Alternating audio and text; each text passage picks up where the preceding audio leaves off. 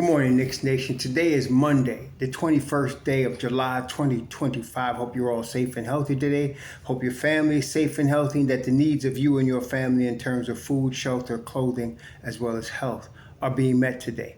Blessings upon those that work in the healthcare field, along with the first responders, who every day are doing their best to save lives. Those also that pick up garbage, keep our places clean, and those that make deliveries for our convenience. Double blessings on the men and women out here trying to help rescue, deliver, and recover teenagers and children that are victims of child molestation and pedophilia. People that are also victims of pornography, child pornography, prostitution, child prostitution, human trafficking, and sex slavery. Double curses on the perpetrators, profiteers, and perverts that make these industries exist. Finally, double blessings on the homeless. More than 700,000 men, women, children, families, senior citizens, and military veterans homeless in the U.S. Blessings upon them, for theirs is the kingdom. So the thing is, with respect to Leon Rose and the New York Knicks front office, part of this new culture that started now going on 6 years ago when Tom Thibodeau was hired and when Leon Rose was hired, part of this new culture is trying to find value.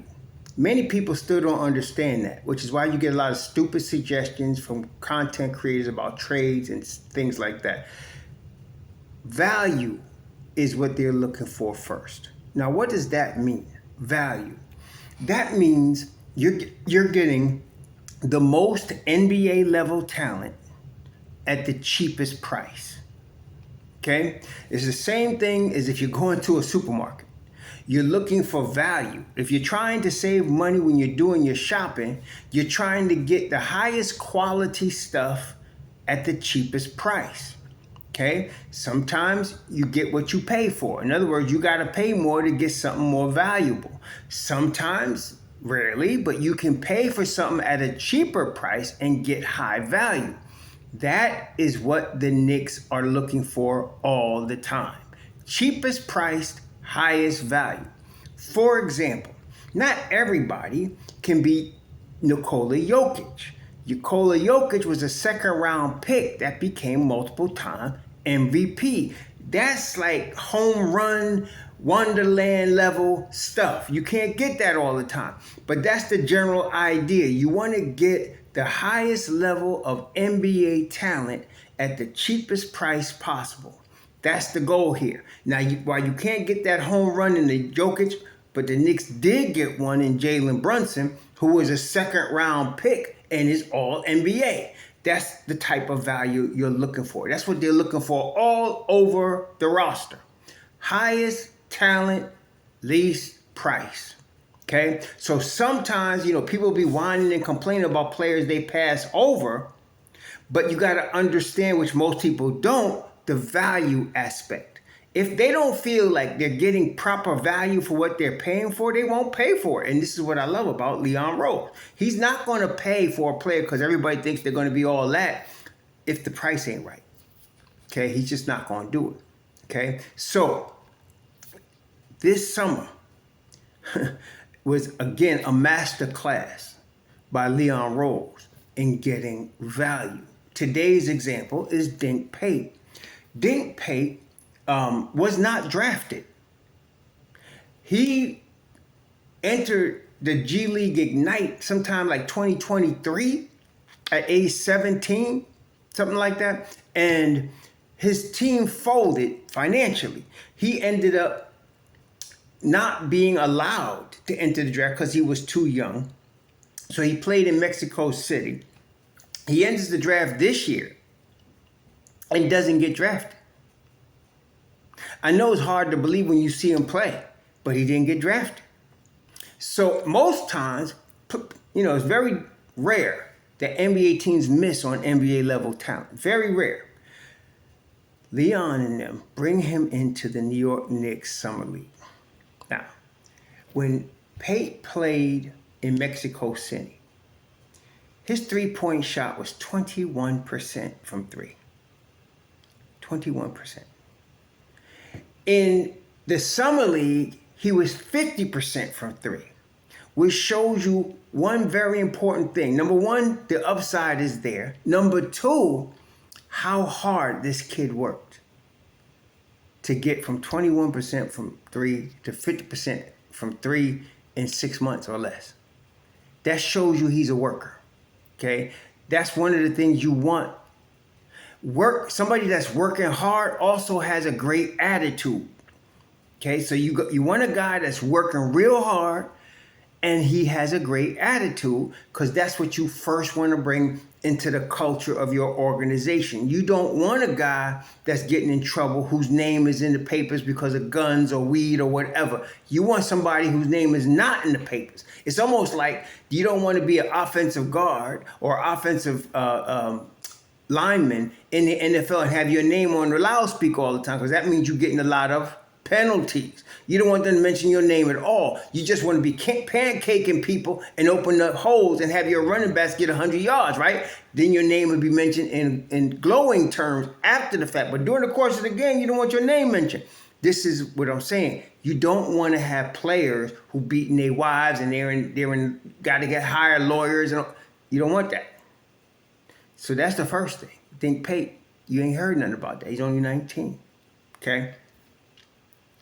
Then he comes in, the Knicks ain't had to pay nothing to get him in their summer league. And what you have is clearly an NBA level player. Now, people use the word special, in my view, way too quickly. You know, they just throw words around and players' names around and they be comparing him to this one, that one, very flippantly, in my view, disrespecting the players they're comparing it to usually. So I don't like to use that term special. All I'm looking for, and I want to tell you, all the Knicks are looking for right now is he an NBA player? That's it. Because to be an NBA player in terms of general population of basketball talent worldwide, to be considered one of the 400 or so best basketball talents on earth, you are already special. So if you're on an NBA roster 1 through 15 and you got a contract, you're one of 400 people on planet Earth out of tens of thousands that want to be in your position, that are working hard to be in your position, but either don't have the talent or ability to be in your position. You're already special in that sense. But among the 400, to be considered special among them, in other words, you're like, if you're all NBA, and this is what, again, people don't realize, if you're all NBA, that means you're one, second team, first team, third team, all NBA. You know what that means? That year, you're one of the 15 best players in the NBA. Okay, which means you're one of the 15 best players on planet Earth that particular year. It's not all time, it's that year. Okay, so if you're NBA, all NBA, that means that you're one of the best players in the league that year. Okay, and players that are multiple time all NBA, well, they're special. Okay, that's special right there. So with respect to Dink Pate, he's an NBA player. Okay, so what did the Knicks do? They didn't draft him. They invited him to the summer league. And they now have an NBA talent at age 19 at a very low cost. This is value heaven. That's what this is, value heaven. Okay, what he becomes, I don't know. And people like to do this. Who does he remind you of? That doesn't matter. To me, he's Dink Pate. And I want to see him develop as Dink Pate. 6'8", about 200 pounds. And he's got upside. He can become better. He's willing to work really hard. He's already got the talent. Okay, and the Knicks ain't pay hardly nothing for him. So if he gets a G League contract, not a G League contract, if he gets a two-way deal, he's going to get about $2 million. That's what it's worth on the salary cap. And it doesn't count against the cap. So he's going to get a $2 million deal. The Knicks and draft. Now compare him, for example, to guys in the top 10 of the draft, right? Why do I compare him to guys in the top 10 of the draft? Because there are going to be guys in the top 10 of the draft that are going to be bust. It happens every year. I don't want to say who it is. It almost is irrelevant. Just talking about in terms of numbers, the top 10 of every draft, top 15, you're going to get several guys that are busts. Okay? That's going to happen. So if you look at it like that, let's say like the top 10 players in this year's draft, call it even top 15.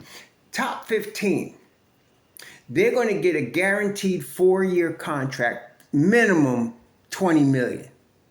Probably upwards, if you're the top of the pick, like Cooper Flag, you're going to probably get guaranteed $50 million. Guaranteed money. That's if you break your leg first practice and you got to retire or whatever, you're going to get your $50 million. That's a big risk for NBA teams. That's a big risk, okay? So you pick, so let's say somewhere between 20 million and if you're the number 14 pick for over 4 years, and 50 million if you're the number 1 pick. That's between 20 and 50 million a team is investing in your success and in the organization's success. That's a big gamble. You get a guy that you ain't paid nothing for. You invited him to Summer League. You scouted him. They had to scout him. It ain't like they just picked him out of a hat. You scouted him. You interviewed him. The Knicks are due diligent masters. Scouted him, interviewed him, talked to the people around him, talked to his parents, talked to his coaches, and you decided to invite him to camp. To invite him to Summer League, So you invite him to Summer League. He balls out. He shows he has NBA level athleticism. And then as the Summer League goes on, he gets better. He has NBA level talent. So that you could even talk about adding him to your roster. But since he's so young and he's got upside, we can't even say. There's nobody that can tell me, unless you, there's some guys that have coached him, on the AAU circuit or coached him in high school. They might be able to give us an idea of what his ceiling might be. But at this age, with this kind of talent, it's hard to tell. You don't know. He could stay just where he is right now and not really develop more. Or we don't know. See, we don't know what he can be. That's exciting. So you just got a guy that's an NBA player with talent that is technically, the sky's the limit on his talent. You don't know where he's going to be. You don't know how high he's going to go. He's got good size, 6'8", already plays NBA level defense. There are guys that come out of college, right? And this is not unusual. So you get a guy, he's bigger, stronger, faster. Let's take Julius Randle. Julius Randle, when he was in Dallas, Texas in high school, was bigger, stronger, faster than everybody in his cohort. So he goes to Kentucky. He's bigger, stronger, faster than most people in D1. Then he goes to the Lakers. And now he's got competition as far as bigness, strongness, and speed, right? So now he's got to ball a little bit. But now he's got to learn the game. Now, guys like that hardly play defense because they don't have to. Like, if you coach guys, and you coach guys that are that level, right? And you coach them when they're 14 or 15, your team's going to win because they're just bigger, stronger, faster. And you don't depend on them to play defense. You almost don't care about defense. They're going to outscore everybody. Okay? They're just going to out-athletic everybody. So you can get away with that. And all, AAU, Summer League, high school, even college, if you're really like Julius Randle, like that. But when you get to the league, everybody's good. Like I said, everybody's special. So now you got to learn the game. And if you want to win chips, you got to learn defense. Kobe Bryant was probably one of the biggest ball hogs I have ever seen this side of Pete Maravich. I mean, Pete Maravich was the king of ball hogs. But Kobe was right up there, okay? But Kobe would lock your ass up, okay? So it wasn't like he just wanted to score and didn't give a crap about defense. He came in the league wanting to lock everybody up. So that is a rare thing when a guy that talented, that's that naturally gifted, wants to play defense and can actually do it. Most guys, it takes a few years, really, a couple of seasons to learn how to play NBA level defense. Dink Pate already plays NBA level defense. He's 19. The Knicks ain't had to pay top 10, top 20, first round, second round. They had to pay money for him. So you can get him on a $2 million two-way deal. And you got a guy with unlimited potential. Technically speaking, we don't, he's going to have a ceiling, but we don't know what it is. And he's going to develop in your system, in your culture. You got his rights. This is what I call a home run.